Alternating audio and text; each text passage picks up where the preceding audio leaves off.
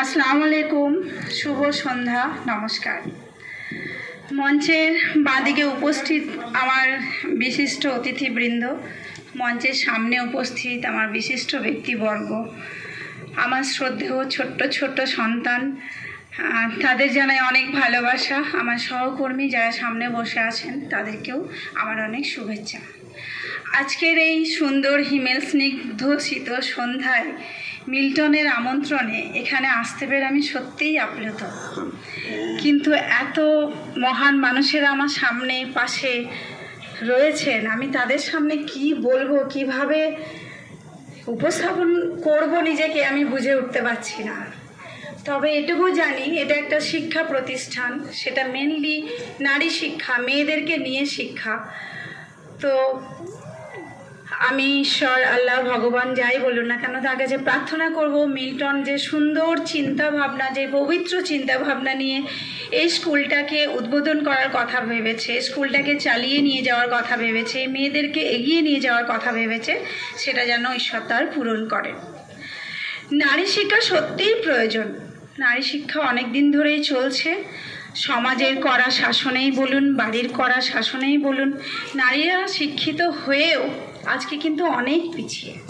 অনেক জায়গায় তাকে অনেকভাবে অবমানিত এবং অবমাননা করা হয়। আজকে আপনারা সবাই এসেছেন নারীদের নিয়ে কিছু বলতে। এখানে একজন শ্রদ্ধেয় ব্যক্তি মায়ের কথা বললেন, কিন্তু এখানে যদি দু চারজন মাও থাকতো, আমরাও মা, আমাদেরও খুব ভালো লাগতো। কিন্তু সকল মায়ের প্রতিনিধিত্ব করে আমি বলছি, আজকে যারা বলছে নারীরা এগিয়ে যাক, মায়েরা হচ্ছে প্রথম স্কুলের, মায়েরা প্রথম শিক্ষক, মায়েরাই পারে একটা সন্তানকে চরিত্রবান তৈরি করতে, আমি তাদেরকে অনুরোধ করব শিক্ষা প্রতিষ্ঠানে আপনারা অবশ্যই একটু মায়েদেরকেও যেন যোগাযোগ করতে পাঠাবেন। কারণ একটা মাই তার সন্তানকে তিলে তিলে করে মানুষ করে এবং সন্তানকে চিনতে শেখে, যেটা একটা বাবা পারেন না। বাবারা বাইরে নানা কাজে কর্মে নিজেকে ব্যস্ত রাখেন, বাড়িতে শুধু সন্ধ্যাবেলা এসে ছেলে মেয়ে কী করলো একটু একটু হয়তো বকলেন বা বললেন, কিন্তু সকাল থেকে রাত পর্যন্ত একটা বাচ্চা কি করছে, একটা মেয়ের মনে কি চলছে, একটা ছেলের মনে কি চলছে, সেটা মা ছাড়া কেউ বোঝে না। সুতরাং সেই মাকে কিন্তু শিক্ষা প্রতিষ্ঠানে আসতে দেওয়া হয় না।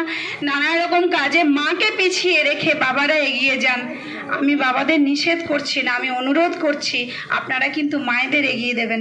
মায়েরা যদি এগিয়ে আসে তবেই আমাদের মেয়েরা সমাজে শিক্ষিত হবে এবং মাথা উঁচু করে দাঁড়াতে পারবে।